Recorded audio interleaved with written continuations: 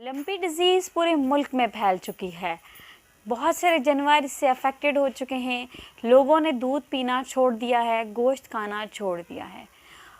हत्ता कि हुकूमत ने ऐलान भी कर दिया है, महकमा लाइव स्टॉक ने भी ऐलान कर दिया है कि इसमें ऐसी कोई भी चीज़ नहीं है, आप इससे सेफ़ हैं। इसके बावजूद लोग उसकी तरफ, दूध की तरफ, गाय के या गाय के गोश्त की तरफ नहीं आ रहे।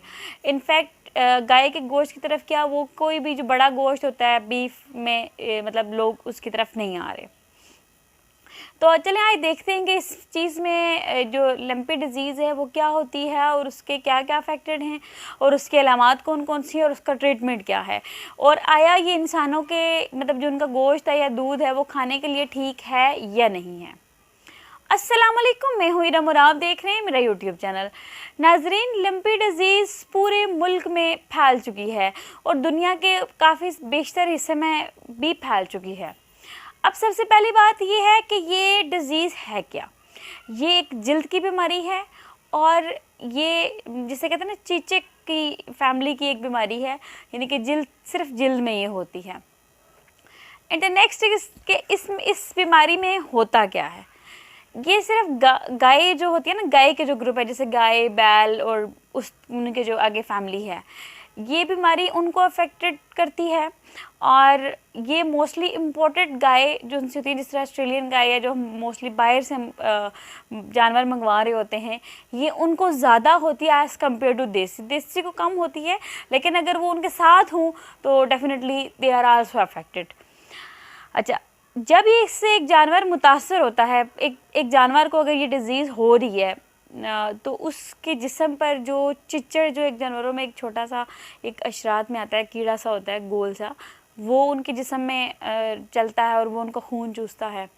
एंड सेकंड, जो मक्खियाँ उनके जिस्म पे जब ज़ख्म हो जाते हैं उस पर मक्खियाँ बैठती हैं, या जब मच्छर उनके जिस्म से खून चूसता है और वो मक्खियाँ, मच्छर या वो चिच्चड़ जब किसी दूसरे जानवर के साथ जाते हैं और वो अफेक्टेड ब्लड वाला जो उनका एक जो डंग होता है जिससे वो ब्लड मतलब निकाल रहे होते हैं या चूस रहे होते हैं, वो जब दूसरे जानवर में इंजर्ट करते हैं या जब उसको खाने की कोशिश करते हैं तो वो मतलब उसके ब्लड से उसके ब्लड में ये बीमारी ट्रांसफ़र हो जाती है। तो इस वजह से बहुत सारी जो है वो गाय या बहुत सारे जानवर अफेक्टेड हुए हैं। अच्छा, अब सबसे पहला है कि इसमें अलामात कौन कौन सी हैं। इसके अलामात हैं, गिल्टियाँ बन जाती हैं जिस्म के ऊपर और ना ऐसे स्वेल होके ऐसे जिल्द से बाहर थोड़ी थोड़ी सी स्वेलिंग आती है। और मोस्टली जब गांव में परिंदे बैठ रहे होते हैं इनके ऊपर, जानवरों के ऊपर, वो चिच्चड़ या फरदा जो भी चीज़ें उनको वहाँ से मिल रही होती हैं, तो वो जब ऐसे अपनी चोंच मारते हैं ना तो इनकी उस गिल्टी में ज़ख्म बन जाता है और ज़ख्म के ऊपर डेफिनेटली मक्खी बैठती है। और जब वो मक्खी बैठती है तो वो मक्खी उनका काम मज़ीद ख़राब कर देती है। अच्छा, इनके जो शरह है कि कितनी फ़ीसद गाय को हो सकता है या कितने जानवर अफेक्टेड हो सकते हैं और कितने जानवरों की डेथ हो सकती है इससे।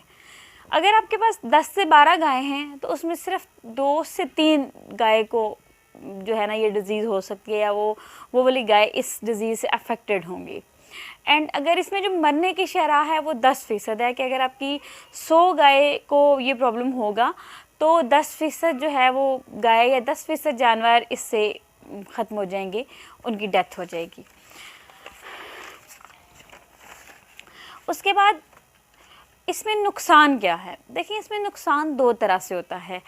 एक तो माली नुकसान है कि जिन किसानों की या जिन गरीब लोगों ने ये जानवर पाल रखे हैं, डेफिनेटली उन्होंने बहुत पैसा दे के और बहुत मेहनत से उनको ग्रो किया होता है या पैसा दे के उनको बनाया होता है, तो उनका जब डेथ हो जाती है उनकी, तो एक गाय की डेथ की आप मोस्टली मतलब एक हार्डली अगर आप कीमत लगाएं 1.5, 2, 2.5 तक भी यानी कि वो गाय जाती है और इतना एक बंदे का नुकसान हो जाता है एक गाय से।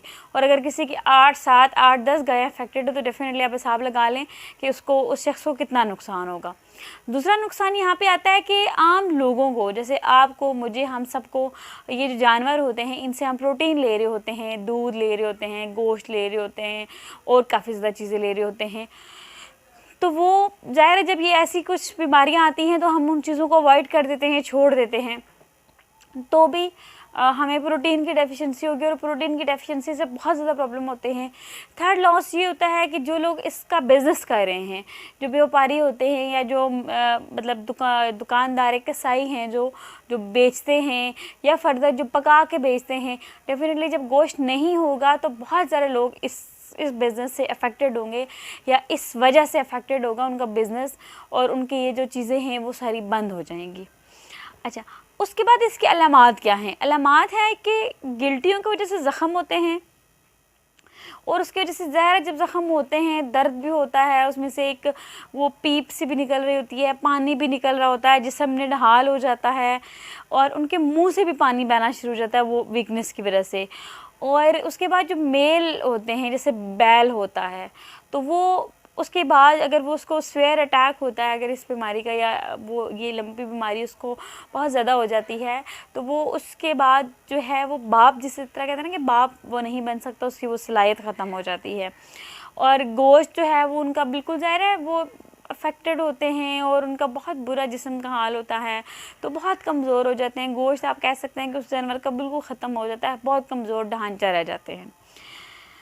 और ये पूरे पाकिस्तान में फैल चुकी है, काफ़ी हद तक अब इस पर काबू भी पा लिया गया है। बहुत ज़्यादा गवर्नमेंट की तरफ से वैक्सीन कराई गई है, तकरीबन हर गांव में हर घर घर जाके भी कराई गई है, लेकिन इसके बावजूद ये बीमारी आज भी मौजूद है।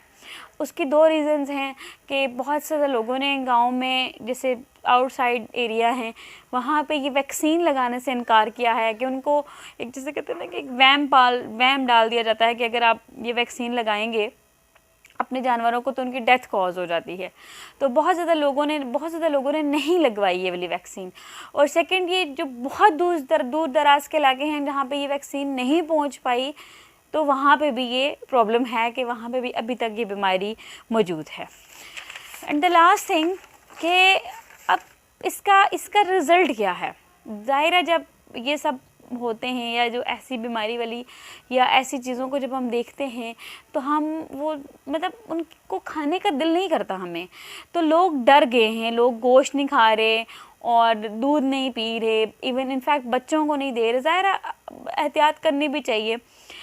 तो उसकी जो मुतबादल चीज़ें हैं जैसे मुर्गी हो गई या और इस तरह की जो चीज़ें हैं वो उनकी कीमतें बहुत ज़्यादा हाई हो गई हैं। ज़ाहिर जब डिमांड बढ़ती है तो प्राइसेस ऑटोमेटिकली इंक्रीज़ कर जाती हैं। आलमी तहकीकाती इदारे ने बताया है कि ये इंसानों के लिए ख़तरनाक नहीं है। दूध और इसका गोश्त दोनों महफूज हैं, क्योंकि जब हम इनको पकाते हैं तो इतना वो हाई टेम्परेचर होता है कि उसमें जितने भी इनके वायरस है वो खुद ब खुद ख़त्म हो जाता है। लेकिन एहतियात अब इसमें ये करनी चाहिए कि जिनके पास ऐसे जानवर हैं या जिनके पास जानवर हैं और उनको भी बीमारी नहीं है या इन्फेक्टेड जानवर हैं, उनको एज सुन एज वो वैक्सीन लगाएं, और जो लोग नहीं विलिंग उनको भी मोटिवेट करें कि वो वैक्सीन लगाएं। और उसके बाद ज़बा खानों में और इन ऐसे जगहों पे परहेज़ करना, मतलब गवर्नमेंट को चाहिए कि वो चेक एंड बैलेंस रखे कि जो बहुत ज़्यादा इन्फेक्टेड जानवर है जो बिल्कुल गल सड़ गए हैं उनका गोश्त बिल्कुल भी वहाँ पे अवेलेबल ना हो। और दूध से किसी किस्म का कोई भी मसला नहीं है, आप बच्चों को भी पिलाएं, आप ख़ुद भी यूज़ करें। ये महकमा लाइव स्टॉक ने और आलमी तहकीकाती इदारे ने इस चीज़ को अप्रूव कर दिया है। वीडियो अच्छी लगे तो लाइक शेयर और सब्सक्राइब कर दीजिएगा। दुआओं में याद रखिएगा।